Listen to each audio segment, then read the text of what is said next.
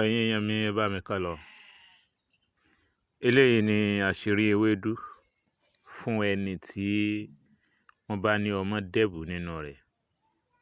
Tí wọ́n bá ní ọmọ dẹ̀bù nínú aláboyún, gbogbo aláboyún ilé ayé, mo bẹ̀ Ọlọ́run ní àsìkò yìí, wọn ò ní fi ọ̀bẹ gbé jáde nínú yín o. Dákun bá mi share rẹ̀ sí gbogbo aláboyún tó bá ní lẹ́gbẹ̀ẹ́. Share rẹ̀ sí ẹni tó bá súnmọ́ ẹ. Jẹ́ kó jàǹfààní fún wọn torí ìjọ́ mi.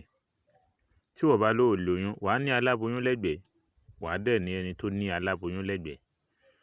Ẹ bá mi share rẹ̀, ẹ bá mi subscribe sórí YouTube mi, Asiri ọjọ́ ìbí Solution TV. Asiri ọjọ́ ìbí Solution TV. Ẹni tó bá ní aláboyún lẹ́gbẹ̀ẹ́, ò ní kíní yìí wúlò fún. Ẹ bá mi ra ọ̀yọ́, òun náà là ń pè ní ewédú tá a máa jẹ. Ẹ ti rí ọ̀yọ́ ewédú tẹ́ mọ́ sè nínú ilé yín. Tóbìnrin bá lọ ya scan tán wá sọ pé ọmọ dẹ̀bù nínú rẹ̀, ẹ má jáyà, ẹ má bẹ̀rù, ẹ má bẹ̀rù, ẹ má fòyà. Ẹni kí onítọ̀hún ẹni kó lọ já ewédú báyìí, kó já tigitigi. Ó dà pé wọ́n máa ń tú, àwọn tó bá máa ń rà wọ́n máa ń tú. Ẹ sọ pé ká má bá yín já, ká má bá yín gé ìdí rẹ̀ yẹn, ká má gé kúrò, kán tú, ká bá yín tú, kán tú tìdítìdí like this. Ẹ wo eléyìí báyìí, ẹ máa tú báyìí. Ti rúùtù ẹ̀ báyìí, ẹ̀yìn o, ẹ máa wá sè é complete. Tẹ́ni ẹ bá ti sè é, ẹni kó lọ wá káfúrà pẹlẹbẹ. Kò sọ sí ẹ bá ti sè é, ẹ yọ gbogbo ewé yìí kúrò níbẹ̀. Kẹ́ni ẹ wá lọ wá káfúrà pẹlẹbẹ. Ẹ wá fùfú òkun, fùfú olókun. Ẹ á fùfú olókun, ẹ lọ díẹ̀, yóò dàbí powder báyìí ni. Yóò dàbí powder. Ẹ wá lọ káfúrà pẹlẹbẹ mọ́. Ẹ wá ra, tẹ́ bá ti fẹ́ mú, ẹ ra bùtín. Tẹ́ bá ti sè tán tó ti tutù díẹ̀, ẹ ra bu káfúrà yẹn sí. Dèdè ń tẹ́ bá sè náà tẹ́ yọ omi rẹ̀ ni o, ẹ bù sí njọ́ náà. Ẹ rí pé ẹ mú lómi níjọ́ náà. Ẹnikẹ́ni ni kó lọ ṣe, kó ṣe bẹ́ẹ̀ fún.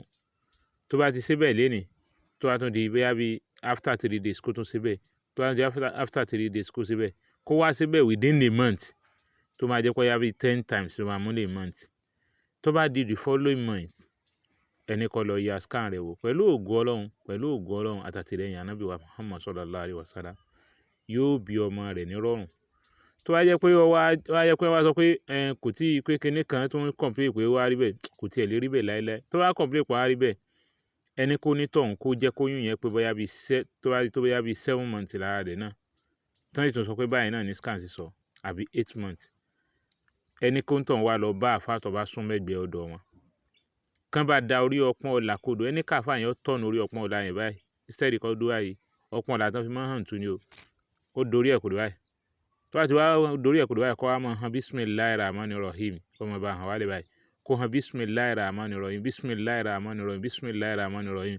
Tó bá ti wá fẹ́ fọ̀, kó wá tọ̀nù ọpọ́n ọlà yẹn padà báyìí. Sẹ́wọ̀n pé hàn tú yẹn máa dorí kodò ń tiẹ̀. Kó wá fọ̀ hàn tú yẹn bẹ̀. Allahu Akbar. Kó wá fọ̀, tó bá ti wá fọ̀, omi yẹn kó wá lọ fi gbé ewédú yẹn again. Kó lọ fi ṣe ewédú, kó sè àbí kó gbó. O lè já ewé rẹ̀ nìkan kó gbó.